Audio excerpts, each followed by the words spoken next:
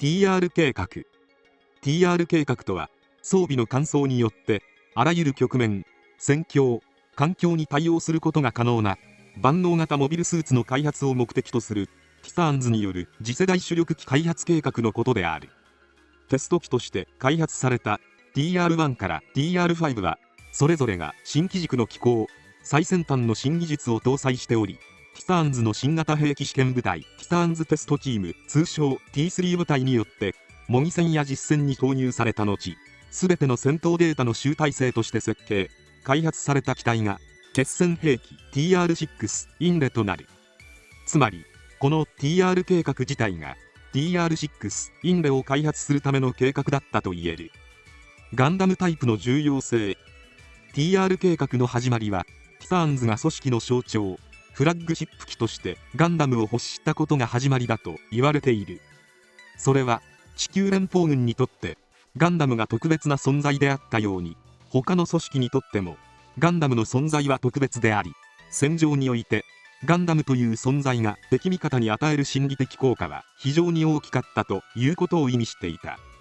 事実、グリプス戦役末期のコロニーレーザーをめぐる戦いでは、コロニーレーザーによってティサーンズの壊滅が決定的ともいえる打撃を受け、帰還する艦も消滅するという兵士たちにとって絶望的な状況でありながらも、TR6 が戦場に現れた際にはガンダムなら何とかしてくれるという希望をティターンズに与えるとともに、混乱する兵士たちを無駄死にさせることなく後方へ撤退させるという働きを見せている。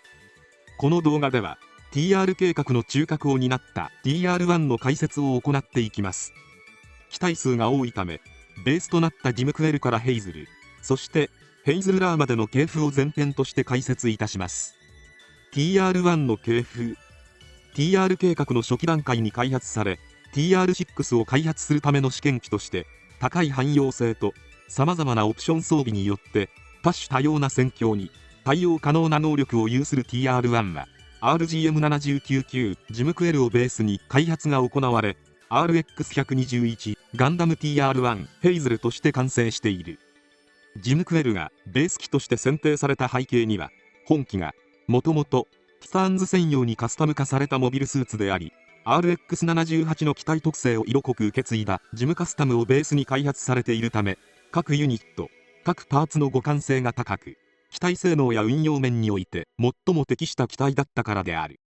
その中でも組織的にガンダムを欲したという理由から、ジムクエルにガンダムタイプの頭部を装着した機体が RGM79 アーリーヘイズルである。基本スペックはジムクエルと同等ではあるが、外付け式の増加装甲とジムマシンガン、ビームライフルを装備。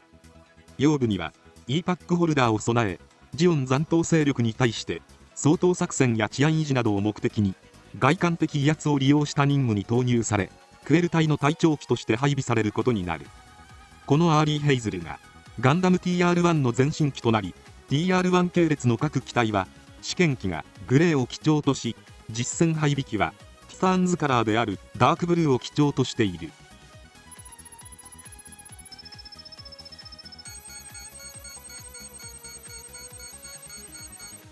RX121 ガンダム TR1 ヘイズル。前述のアーリーヘイズルを母体にデータ収集、技術的実証試験型モビルスーツとして開発された機体がガンダム TR1 ヘイズルである。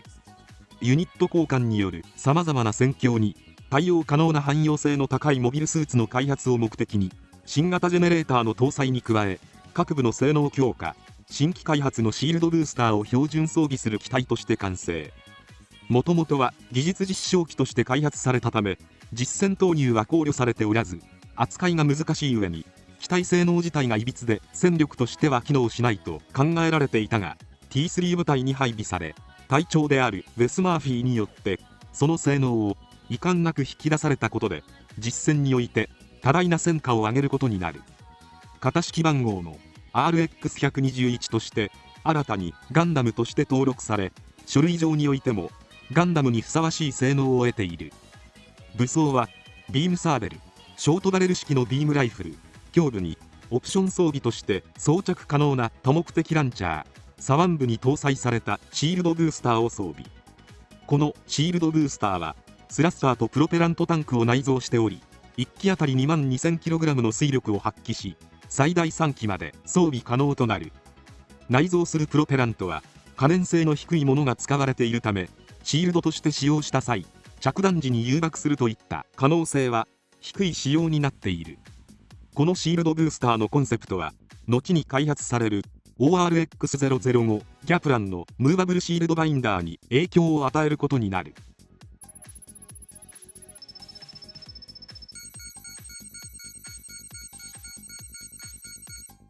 RX-121 ガンダム TR1 ヘイズルフルアーマータイプ。ヘイズルにガンダム NT1 と同種のチョバムアーマーを胸部と腰部に装着させた形態。増加装甲システムとして着脱可能な白いチョバムアーマーを装着したことで防御力を高めている反面、機体重量の増加に伴いヘイズル本来の高い運動性が失われるという欠点を持つため、ウェス・マーフィーは本機を重いと苦言を呈していた。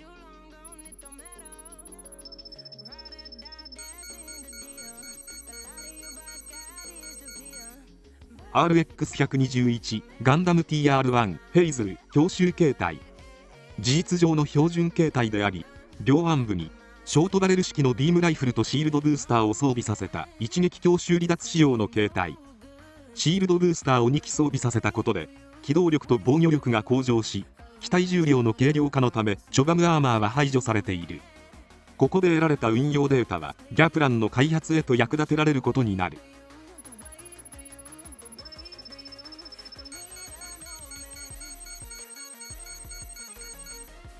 RX-121 ガンダム TR1 ヘイズル高速巡航形態。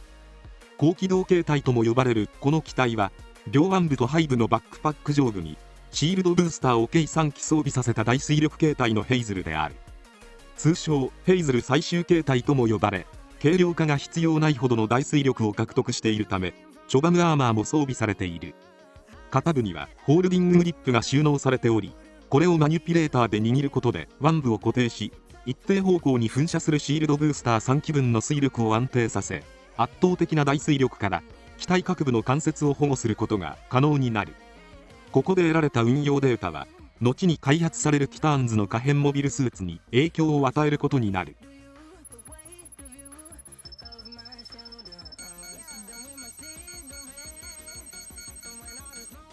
RX-121 にガンダム TR1 ヘイズル2号機。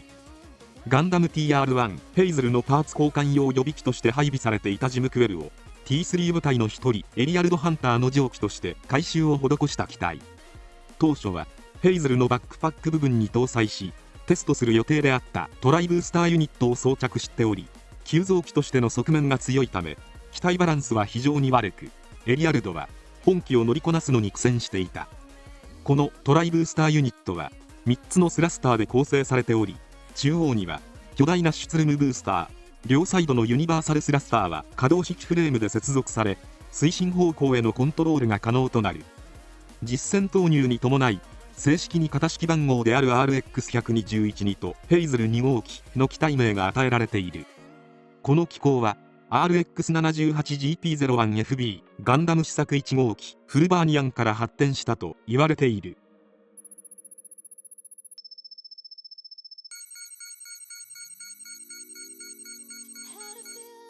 RX-121 にガンダム TR1 ヘイズル2号機高機動使用機。前述のヘイズル2号機に搭載されたトライブースターユニットを取り外し、代わりに装着したマルチコネクターユニットにシールドブースターを2機装備した形態。軽量化のためチョバムアーマーは取り外されており、本来この仕様は RMS-117 高機動型ガルバルディベータでテストが行われる予定であったが、ガルバルディベータとともに配備されたマキシムグナーがエウーゴへと離反したため、ヘイズル2号機がその役目を担うことになるという経緯を持つ。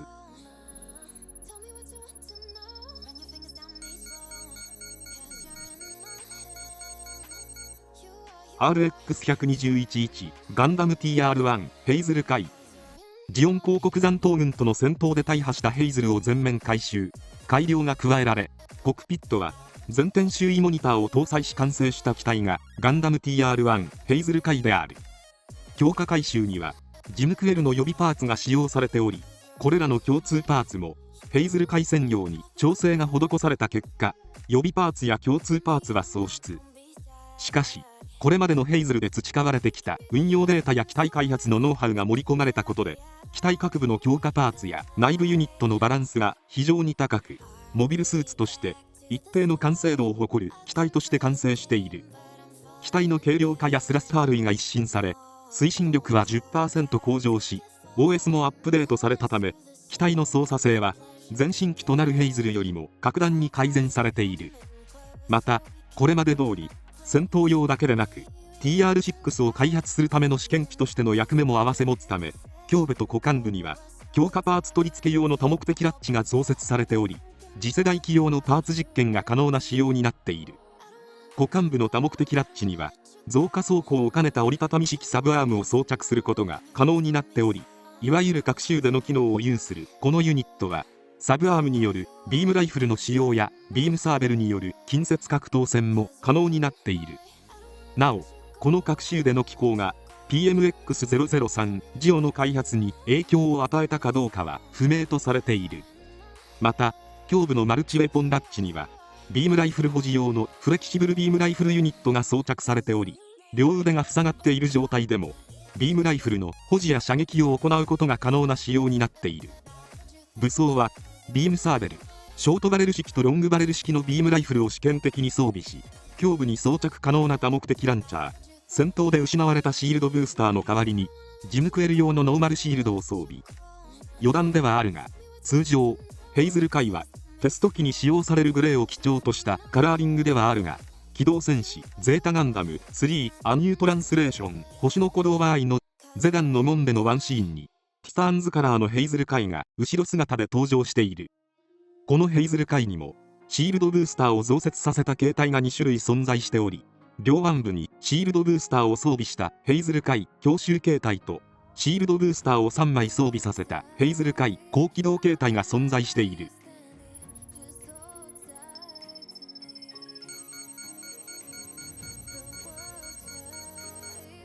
RX-121-1 ガンダム TR1 ヘイズル界イカロスユニット装備。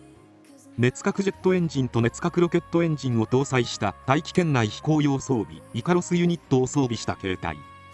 重力下でのモビルスーツ単体による飛行というコンセプトで開発された本機は、両肩部の熱核ロケットエンジンと腰部背面に装備された熱核ジェットエンジンによって可変モビルスーツではなくモビルスーツ形態のまま爆発的な大推力による強引な飛行能力を実現させている。胸部には展開式のビームリフレクターを装備しており、この機体で得られた運用データは RX-160 バイアランの開発に役立てられることになる。またイカロスユニットの初期段階として巨大な翼上ユニットを装備したイカロスユニット試作プランが存在していたが、巨大な翼上は自由な3次元機動能力には適さないと判断されたため、前述の大推力による飛行能力の獲得へとシフトすることになる。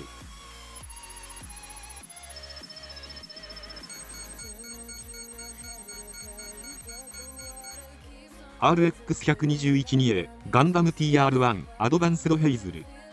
グリプス戦役が勃発したことにより T3 部隊のさらなる実戦機の再編が求められたため、ヘイズル2号機を回収し、胸部強化パーツや腰部のマルチウェポンラッチを装着したことで、ヘイズル界と同じ仕様に統一させた機体がガンダム TR1 アドバンスドヘイズルである。さらに新型の可動式ブースターポッドにシールドブースターを2機装備し、頭部は RGM79SR ジムスナイパー3と同等の光学センサーユニット、股間部には各種でとなるサブアームユニット、足底部には補助スラスターユニットが追加され、さらなる高性能化が図られている。これまでの実験データを統合させ完成した本機は当時におけるヘイズルの完成形と言われ、この機体に装着されたオプションパーツの運用データは RMS154 バーザムに生かされることになる。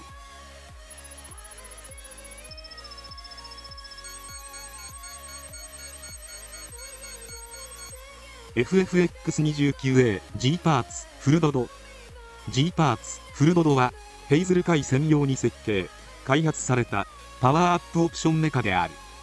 最大の特徴はフルドド自体が独立した支援メカとしての機能を持ち、パイロットが搭乗できるようコクピットも備え付けられているところにある。小型モビルアーマーとして運用可能なフルドドは、一年戦争時代に開発された G ファイターのコンセプトを受け継いでおり、ヘイズルカイとドッキングすることで、機体の総合性能を1世代相当底上げする機能を持っている。ただし、空中合体や空中乾燥は行うことができないため、出撃の際は、フルドド短期による発進かヘイズルカイにドッキングした状態での出撃となる。フルドドに装着された左右のウィングユニットは、それぞれ異なる機能を有しており、左側部は武装保持用のクローユニット、右側部は補助推進機の役目を担うスラスターユニットとして機能し、これまでヘイズルに使用されてきたオプションパーツも同時に装着することができる。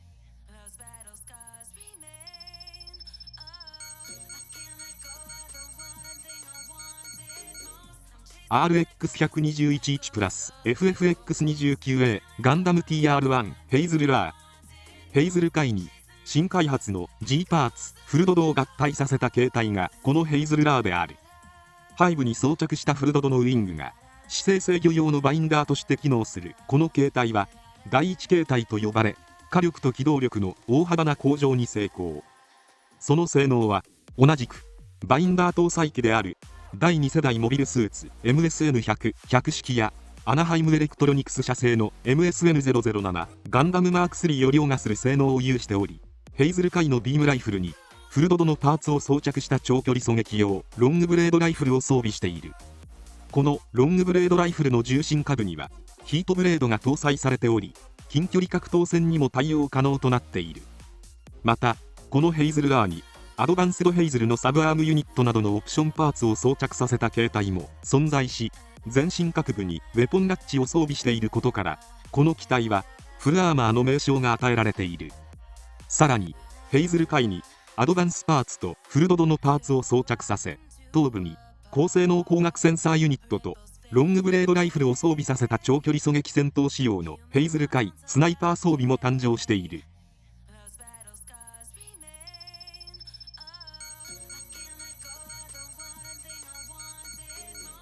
RX-121-1 プラス FFX-29A ガンダム TR1 ヘイズルラー第2形態。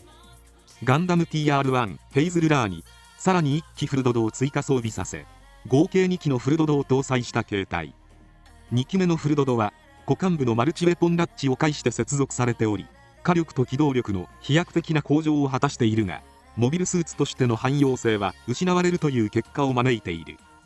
しかし両肩部と両腰部に接続されたバインダー状のウィングユニットは、肩部が推進用のスラスターユニット、腰部が武装の保持管制用のクローユニットとして機能しており、機体の稼働効率を最大限にまで高める機体として完成。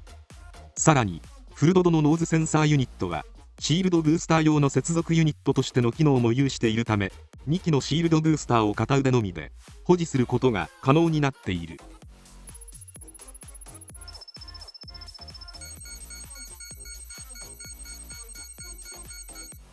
RX-121-1 プラス FFX-29A ガンダム TR1 ヘイズルラー第2形態ブースター装備クルーザーモード。本機はヘイズルラー第2形態に ORX005 ギャプランのブースターを搭載した高速巡航形態である。フルドドの4機のウィングユニットと2機のシールドブースターに加え、ギャプラン用のブースターを搭載。推力を同一方向に揃えることで爆発的な超推進力を発揮し、モビルスーツとしての運動性、汎用戦闘能力よりも加速性能を徹底的に追求した超高速巡航形態として完成している。これによって長い航続距離の延長に成功した本機は、通常では不可能とされた距離からの短期での進行を実現し、絶大な加速力を生かした敵陣への一点突破や一撃離脱の戦術など特殊作戦の遂行を可能にしている。モビルアーマーに匹敵する機体特性を獲得した本機の戦闘能力は、第3世代モビルスーツと同等の性能を有すると言われている。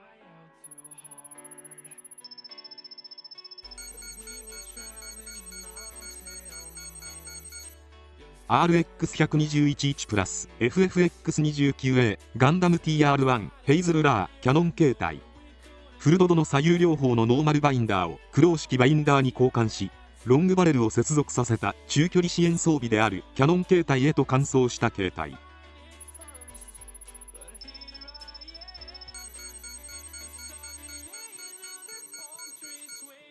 RX1211 プラス FFX29A ガンダム TR1 ヘイズルラー高機動型ブースター装備。